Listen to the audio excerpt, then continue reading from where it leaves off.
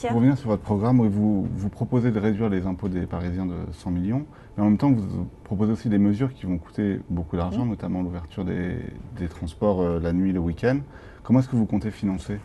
Je compte, je l'ai dit, faire des économies fortes, un plan d'économie d'1 milliard d'économies sur 6 ans, donc un plan d'économie extrêmement exigeant par rapport à un laisser-aller, du gâchis et d'une certaine manière de la gabegie qui est celui de la municipalité actuelle. Juste pour cadrer un peu les choses. Depuis 2001, les impôts ont augmenté à Paris de 40%. Et la dette, en même temps, a été multipliée par 4. Qu'est-ce qu'il y a en face de ça?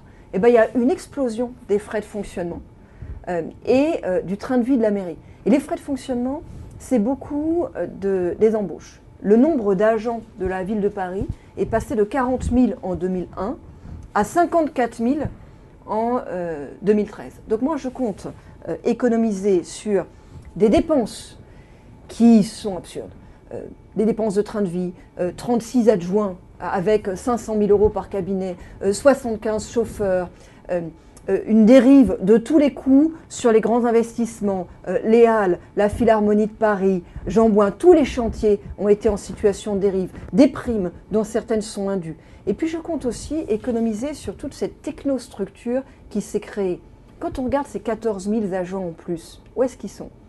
Ben vous en avez 2200 qui sont dans des nouveaux équipements de la ville et 300 qui correspondent à des transferts de compétences depuis l'État vers la ville. Ça fait 2500 qui sont identifiés sur 14 000.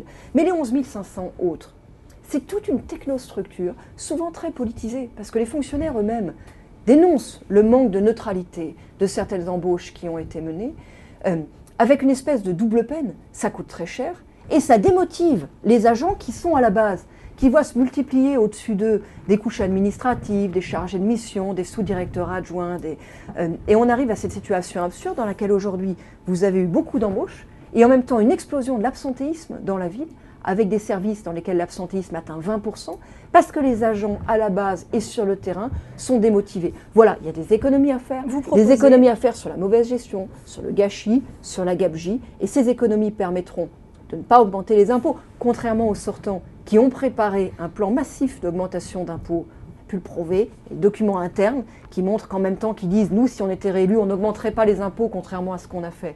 En fait, ils ont préparé un plan massif d'augmentation d'impôts et je compte même baisser certains impôts qui sont particulièrement injustes, qui sont à mon avis aujourd'hui prélevés indûment, une partie de la taxe d'enlèvement des ordures ménagères et une partie de la taxe de balayage. Alors vous proposez de supprimer 2500 postes d'agents, c'est bien ça? Oui, c'est-à-dire Est-ce que c'est des départs qui sont non remplacés? C'est comme ça que ça fonctionnerait? Oui, c'est-à-dire que, je le disais, vous avez 14 000 agents en plus depuis 2001. Il y avait 40 000 agents à la ville en 2001, il y en a aujourd'hui 54 000.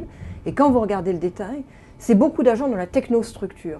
Moi, je veux plus d'agents sur le terrain, dans les services de la propreté, de la sécurité, les services aux Parisiens.